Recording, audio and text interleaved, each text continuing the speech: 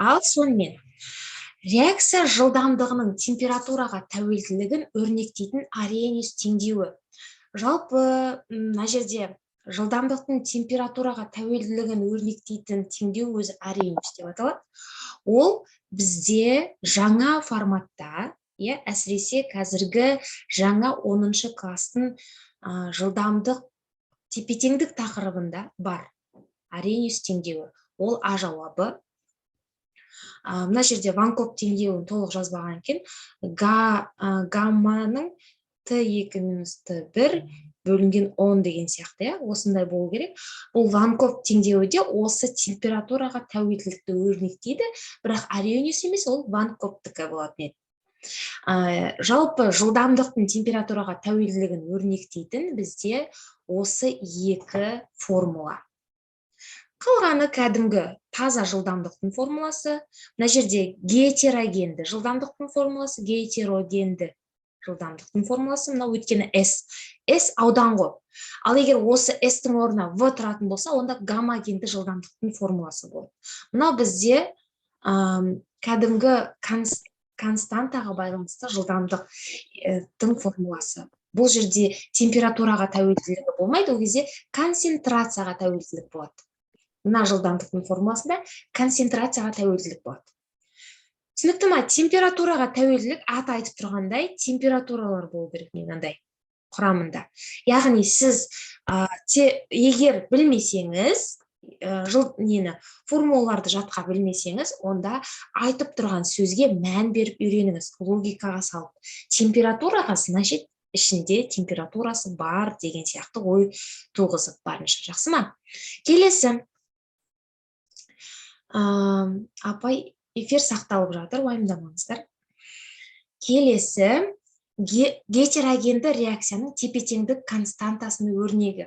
Біріншіден, ол гетерогенді болсын, гаммагенді болсын, тепе-теңдік константасына қатты заттар әсер етпейді. Сонда бұл жерде сразу біз алып тастаймыз қатты заттар концентрациясы дегенді, қатты сұйық заттар концентрациясы, барлық заттарды алып тастаймыз. Сол кезде газ бен қатты, мына жерде де қатты бар, сонда газ бен сұйық заттардың концентрациясы болады. Жалпы жалғыз гетерогенді емес, гаммагенді де гетерогенді де тепе-теңдіктің константасында біз қатты затқа әсер етпейміз. Қысым қатты затқа әсер етпейді дегенді жылдамдықта білетін шығарсыздар, ал концентрацияда жалпы қатты затқа әсер етпейді. Мысалға келтірейін, кальций СО3, кальций О плюс СО2 деген зат болса, бұның константасы тек қана СО2 болады. Кешіріңіздер. Тек қана СО2 болады. Себебі мынауда қатты, мынауда қатты. Сонда константа тек СО2-ге болады. Түсінікті ма? Себебі СО2 бізде газ. Ал гаммагенді болса, бұл жерде газ заттардың ғана концентрациясы болатын еді. Келесі, сумен әрекеттесіп сілті түзетін оксидтер. Жалпы сілті деген кезде сілтілік металдар, сілтілік металдардың гидроксидтері немесе сілтілік металдарға қатысты бір нәрсе. Сілтілік металдар ол деген металл оксидтері. Ал металл оксидтерін не деп атайды? Негіздік оксид деп атайды. Келесі. Еще бізде негіздік оксид екен білмей жатырсаң, бейметалл, қышқылдық оксид екеуі бір сөз, сондықтан екеуін алып тастайсың. Екі дәйлі мен амфотерлі деген екеуі бір сөз, екеуін алып тастайсың, сонда ерекшеленіп тұрған жалғыз оксид болып табылады. Жалпы басқаша вариантты да білмеймін мен мына сұрақты деп кетіп қалмаңыздар. Міндетті түрде жауаптарынан сызып тастап, өзіңізге 50-50 қалдыруға тырысыңыз. Келесі, металдарға тән химиялық байланыс түрі. Металдарға тән болса, металдық болды. Проблема жоқ. Металдық бар. Келесі, химиялық реакция кезінде бром суын түссіздендіретін карбон қышқылы. Бром суы түссізденеді, немесе бром суы әрекеттеседі тек қана қанықпаған заттарда, қанықпаған. Мысалға, сізде алкан мен алкен әрекеттесті бром суымен десе, онда сен алканмен реакцияны жүргізбейсің, себебі ол қаныққан. Сен алкенмен ғана реакцияны жүргізетін едің. Сол сияқты, мысалға, май, сірке, энан, капрон қышқылдары кәдімгі қаныққан карбон қышқылдары. Тек қана ерекше бізде акрил қышқылы қанықпаған карбон қышқылы. Хотя бы сен қанықпаған карбон қышқылын танымасаң да, кәдімгі карбон қышқылдардың барлығы қаныққан, оларды алып тастасаңыз болады, естіп жүрген. Мен ана органика тақырыбында құмырсқа, сірке, пропион, май деген сияқты энантқа дейін жаттатқан болатынмын. Жатқа білсеңіздер, соларды алып тастауға болады. Одан кейін, 6-шы, жағымсыз иісі бар, суда нашар еритін карбон қышқылы. Значит, біз тек қана немен әрекеттесетіні емес, сонымен қатар олардың физикалық қасиеттерін де білу керекпіз, иә? Значит, физикалық қасиеттері жағымсыз иісі бар, суда нашар ериді. Суда жақсы ериді, мысалға құмырсқа қышқылы болса, ал суда нашар еритін, уже жағымсыз иісті май болады. Сақтап қалыңыздар. Болмаса карбон қышқылдарының, альдегидтерінің физикалық қасиеттерін бір қарап шығыңыздар. Көмір қышқыл газының тығыздығы дейді. Енді бұндай сұрақ сіздерде бірінші рет болып тұр. 1,96 шықты, дұрыс па? Иә, тығыздық жалпы бізде қалыпты жағдайда көлем 22,4 қой, иә? Ал оның көмір қышқыл газының малярлық массасы бізде 44, иә? 44-ті бөлесін 22,4-ке қанша болады екен? 1,96. Келесі 8 метан қосылған хлор 2 көрініп тұр. Осы реакцияда 7,1 грамм хлор түссе, 7/1 хлор түссе, түзілген хлорметан деген мұнау, осының массасы. Бұнда таба саламыз, проблема жоқ, реакция. 5,05 мұнау қанша? 5,05 шықты. Ол 5,05 болады. Тамаша. Әрі қарай. Маған кішкене көрінбей тұрғаны қазір. H2SO3 бұл жерде 0,1 этан қышқылы. Этан қышқылы деген мынау. Бізде 0,1 моль. Моль 0,1 моль болса, онда біз оның алдына коэффициентін ғана ала саламыз. Мен оқушыларым болса астында 1 болады. Иә. Күрделі эфир бізде мұнау. Оның несін сұрап тұр? Массасын, значит, x грамм. Онда біз оның малярлық массасын аламыз. Мұнаныкі 60, жаңа 59-ға, 29-ды. 88 ба? 88 болса, 8,8 деген жауап болады. Түсінікті ғой? Себебі бірден үтір алдына болса, 88-ден үтір алдына салсаң, 8,8.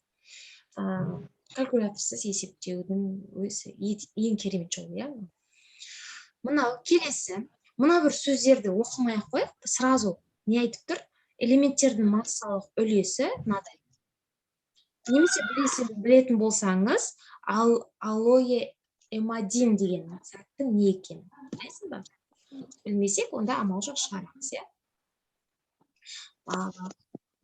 Сразу 66-да 42-ні бөлесің 12-ге, келесі 4,06-ны бөлесің 1-ге, келесі оттектігі 29-да 52-ді бөлесің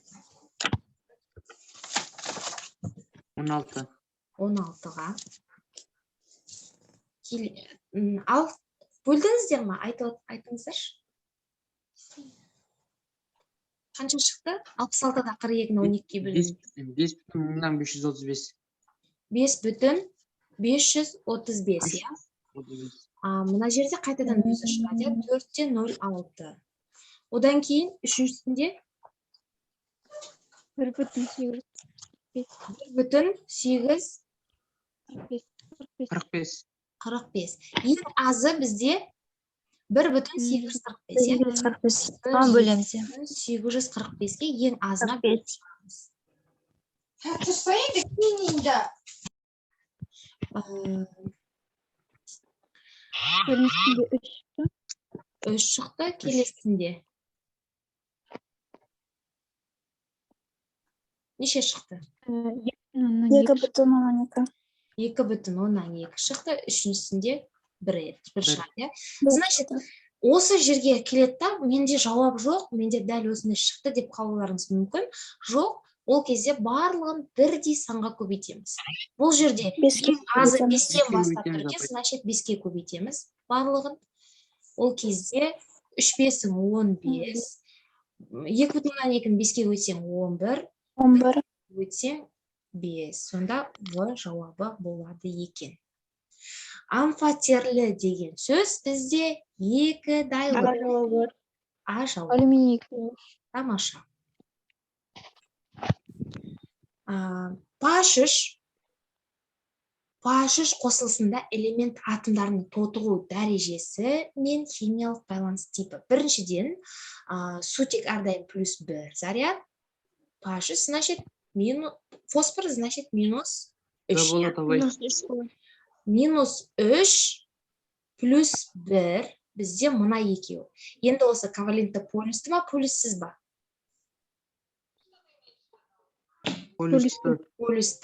Полюссіз болған кезде бізде H2, P2, N2 деген сияқты екі элементтен және бірдей бейметалдан тұру керек еді. Келесі, 9 изомері бар алкан.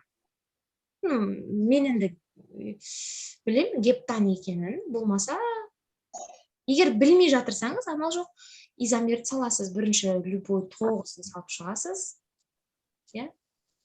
сосын 9-ын саласыз да біреуін түсіресіз, сосын 8-ін саласыз да екеуін сөйтіп көре бересің ғой. Ойбай, гептан деген жетік көміртекті саласын дегені. 4, 5, 6, 7, 8 өкет ма? Осы 9-ы шат осыдан. Әртүрлі бол. Соны байқап көрсеңіздер болады. Келесі, альдегидтердің, әлде сызайын ба, көрсетейін ба? Апай, сызып көрсетіңізші. Не, бірінші, жетеу, татыр, үшеу, төртеу, бесеу, алтау, жетеу дұрыс па? Алтау, иә. Мынау мен жеті екен ғой. Жетеу екен, иә. Тек көміртек саласында болды ғой. Одан кейін 1, 2, 3, 4, 5, 6 саласында біреуін түсіресің, иә? Екеу кетті ма уже? 1, 2, 3, 4, 5, 5-еуін саласында екеуін түсіресің. Екеуін түсіресің. Жетеу ол өзі. 1, 2, 3, 4, 5, 5-еуін саласында екеуін былай түсіруіңе. Былай түсіруіңе бол. Одан кейін 1, 2, 3, 4, 5 деп, екеуін үшіншіге түсіруге болады. Иә? Одан кейін 1, 2, 3, 4 деп, былай түсіруге болады. Иә? Неше кетті? 2 кетті, 3 кетті, 4 кетті, 5 кетті, 6 кетті. Одан кейін тағы қандай вариант жасауға болады? Мынандай болуға болады. 1, 2, 3, 4, 5. Сосын екеуін былай түсіруге болады ғой. Иә? Сонымен 7 кетті, әлі 2 бар. Ойландыршы. Сосын апай көміртектің 4-еуін салып, сосын бір көміртекті қасына салып жіберсек. мына жерге ма типа мына екеуінің орнын ауыстырса радикал қай жағына жақын орналасады сол жақтан бастап саналады. Ол есептелмейді. Батыр 1 мен 2-ге салынды, 2-ге салынды, 3-ге салынды. Былай 2 мен 4-ге салынды, 2 мен 3. 2 мен 3-ге салынды ма? 2 мен 3-ге мына жерде. Тек қана 2-ге салынды. Мынау 7, 6-ауды түсірдік те, не қара? 6-ауды түсірдік қой мына жерде. 1, 2, 3, 4, 5, 6-ау дедік та 2-шіге салдық қой. Енді 6-ау дедік та 3-шіге салуға болады. Иә? Бола ма? Болады. Иә, болады. 3-шіге салуға болады. Ол кезде уже 8 кетті. Енді последний. Так. 4-шіге салуға бола ма? 4-шіге салсаң, бәрібір сол жағынан бастап саналып кетеді да, бәрібір осы 8-шісімен бірдей. 2-ге салынды, 3-ге салынды, 2 мен 3-ге салынды, 2-ге 2 рет салынды, 3-ге 2 рет салынды, 4-те осылай болды, е? Бірге ше апай? Ау? Бірінші мен соңғыға негізі салынбайды мүлдем. Біріншіге, сосын соңғыға мүлдем салынбайды. Изомерде соңғы жақтарға мүлдем салынбайды негізі. Тағы біреусі бар, не знаете? Бұл керек.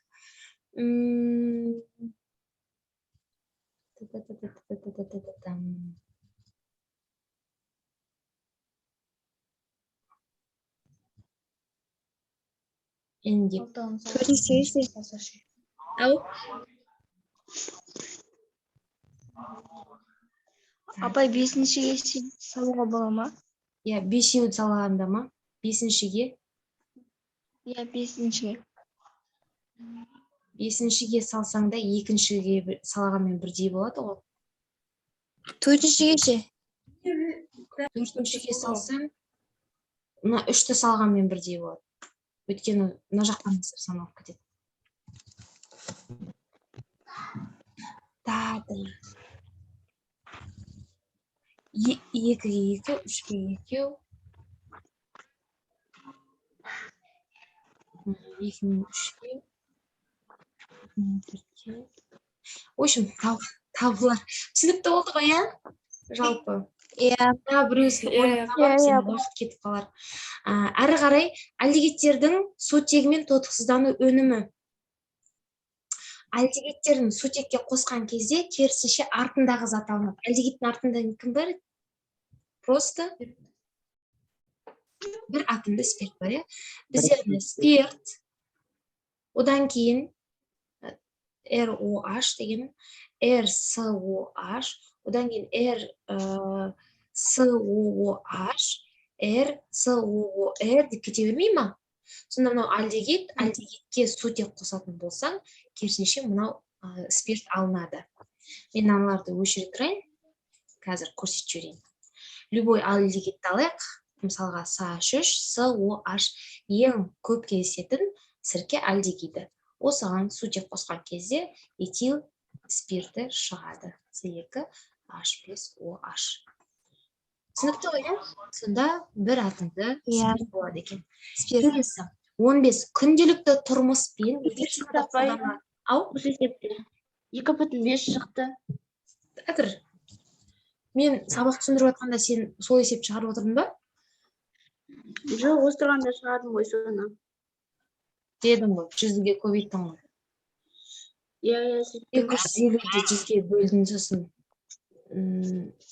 100-ге бөлдің, сол кезде шықты неше? 250 шықты. 2,5.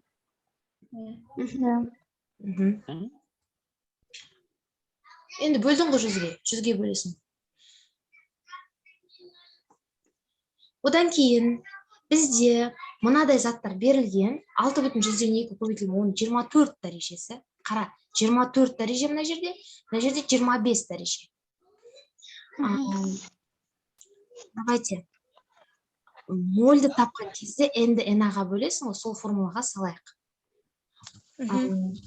6,2 көбейтілген 10-ның 24 дәрежесін бөлесін 6,2 көбейтілген 10-ның 23 дәрежесіне, иә? Иә. Бұлай дәрежеден құтылып 23-те 23 қылып 60 бүтін деп келтіруге болады. Мынаны 23 дәреже қылатын болсам, дәрежені ауыстырған оңай ма, әлде бұлай оңай ма? Көріңіз, 6,1-ді 6,1-ге бөлсең 1 ғой. Оның 24 дәрежесін 23 дәрежеге бөлсең, 24-тен 23 алынады 1. Значит, оның 1 дәрежесі ол 10 деп қалды. 10. Иә. Оның 1 дәрежесі, значит 10. Осылай оңай, иә? Одан кейін екінші 12, 1,2, иә? 1,2 104 көбейтілген 10-ның 25 дәрежесін бөлесін 6,2 көбейтілген 10-ның 23 дәрежесіне. Солай емес па? Иә? Мынаны артқа 12 бүтін деп келтіретін болсаң, ол кезде мынау 24 дәреже. 12,04-ті 6,2-ге бөлсең 2 ғой. Оны көбейтесің 10-ның 1 дәрежесіне 20 болады. Не болмаса, екеуін қосасың, 23 дәреже қылсаң, ол кезде 120. 120-ны, 120-да 4-ті 6,2-ге бөлсең, сразу 20 шығады. Ну, как удобно. Дәрежені қысқартып тапқан ба, әлде 10-ның 2 дәрежесі бірдеме деп жазған ба? Значит, біреусінен 10 шықты. Түсінікті болды ма? Иә, апай түсінікті. Сұрақ болса сразу айтамыз. 10 және 20. 10 мен 20-ны 2 моль деп тұр ғой мына жақта. 2 мольдан болып тұрса, значит, екеуін 2-ге қысқартамыз. Мынанда. Біріншісіне не шығады? 5. 5. Екіншісіне 10 шығады. 10 шығады. 10 шығады. Значит, С5 H10 деген бар ма? Иә. Бар. Е жауап. Көміртек пен сутек дейді. Е жауап екен. Түсінікті ма мынау жерде? Мен бірінші моль кімдікін таптым, көміртектікін, екінші моль сутектікін таптым ғой, солай ғой. Есеп түсініксіз болса, сразу айтыңыздар. Мен кейде андай автоматизм ойлап кетемін де, сіздерді ойламай қалатын кезім болады, байқамай қалатын. Кешіріңіздер, не естімей қалдым ба? Мына 13 деп тұр ғой, қай? Бөлдік қой, 20 шықты ғой, сол жоғарысында тұрған не бөлшектің? 2. Жоқ, мына жағына, сол жаққа қарай қылсаңызшы. Мына тұр ғой, 13 па, неше тұр? Наума? Содан кейін. 6,2. Сол бөлшек жоғарысы. Соның жоғарысындағы. Наума? 12-де 4 қой, 12-де 4. 12-де... 12 ма анау? Мынау зат қой, мына зат қой тұрған. Просто 3 сияқты болып кетті, сосын түсінбей қалдым. Жоқ, мына зат тұрған төбесінде. Иә, хорошо, поняла. Кейде менің қолым орыс болып кетеді. В общем, мына жерде бар ғой. Келесіде дихлоретан қолданылады дейді. Осы мынандай 300 грамм бөлінген метр куб, значит, ол тығыздық, көлем. Не табамыз сразу? Қойманы залалсыздандырғанда қажетті препаратты алу үшін жұмсалған этилен. Этилен деген H4. Одан алынып тұр дихлоретан, значит, С2H4, хлор 2. Бұл жерде хлор 2 қосасын. 300 бен 33-ті көбейтейік, біздер массаны табу үшін ромен В-ны көбейтесің ғой. 300-ді тезек көбейтіңіздер 33-ке 9,9. Ой, кешіріңіздер маған емес. Дихлоретан екен. 9,900. Мынау 99. 99, мынау бізде 28, 28. Значит, 2800 болады, жауап. Мына жерде X-ті. X-ті табуды білеміз ғой, иә? Иә. Иә. Маған бір нәрсе оңай екен, мен түсінбейтін едім осыны. Қайсы? Сұрап қорқынышты ма? Жаңа Иә, қорқынышты. Отырып бере салатынмын. Сол айтып отырмын ғой. Есептерге қатты қорқынышты қылып қарамаңыздар. Ешқашан есептер, әсіресе есептер ауадан келмейді. Просто түсініңіздер, мына мен танимын қазір деп кішкене ішіне ене бастаған кезде жаймен анау мидың нейрондары қозғалып, баяғы мынау екен ғой деп танисың.